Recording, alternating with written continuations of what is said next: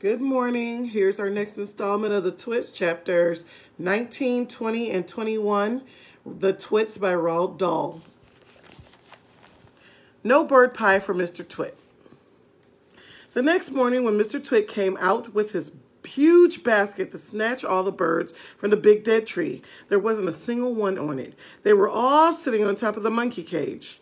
The roly-poly bird was there as well, and Muggle Wump and his family were inside the cage, and a whole lot of them were laughing at Mr. Twit.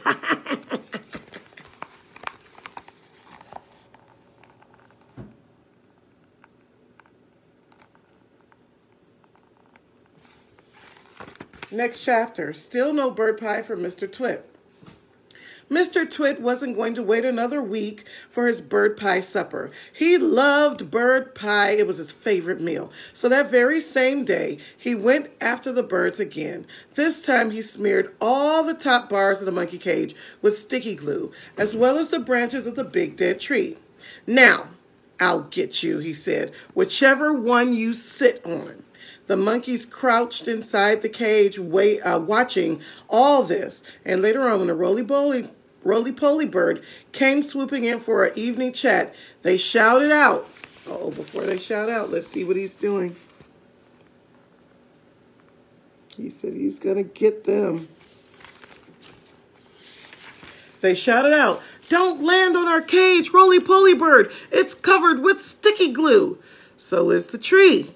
And that evening, as the sun went down and all the birds came in again and to roost, the roly-poly bird flew around and around the monkey cage and the big dead tree, excuse me, singing out his warning. "There's sticky stuff now on the cage and the tree. If you land on either, you'll never get free. So fly away, stay up high, or you'll finish up tomorrow in a hot bird pie."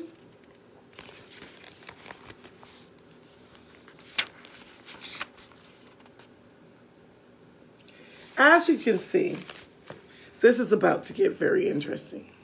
Next chapter, Mr. and Mrs. Twit go off to buy guns. Dun, dun, dun! Uh-oh.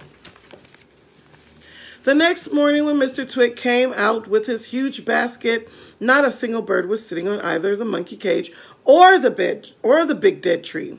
They were all perched happily on the roof of Mr. Twit's house. The roly-poly bird was up there as well, and the monkeys were in a cage, and a whole lot of them were hooting and laughed with laughter at Mr. Twit. Look at him. We tricked him. "I'll wipe that silly laugh off your beaks," Mr. Twit screamed at the birds. "I'll get you next time, you filthy, feathery frumps. I'll wring your necks, the whole lot of you, and have you bubbling in a pot for bird pie before this day is out." "How are you going to do that?" asked Mrs. Twit, who had come outside to see what all the noise was about. "I won't have you smearing sticky glue all over the roof of our house." Mr. Twit went very close to Mrs. Twit and lowered his voice so that neither the birds nor the monkeys could hear. "I've got a great idea," he said. "We'll both go into town right now, right away, and we'll buy a gun each. How's that?" "Brilliant!" cried Mrs. Twit, grinning and showing her long yellow teeth. "We'll buy those big shotguns and spray out 50 bullets or more with each bang." "Exactly," said Mr. Twit. "Lock up the house while I go and make sure the monkeys are safely shut away."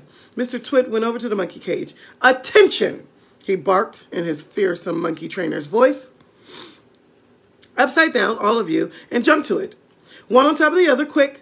Get on with it, or you'll feel Mrs. Twit's stick across your backsides." Obediently, the poor monkeys stood on their hands and clambered one on top of the other, with Muggle Wump at the bottom and the smallest child at the very top. Here he is, angry. And here they are, climbing on top of each other.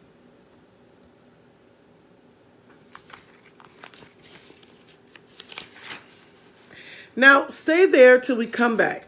Mr. Twit ordered, don't you dare move and don't overbalance. When we return in 2 or 3 hours' time, I shall expect to find you all in exactly the same position you are now. You understand? With that, Mr. Twit marched away. Mrs. Twit went with him, and the monkeys were left alone with the birds.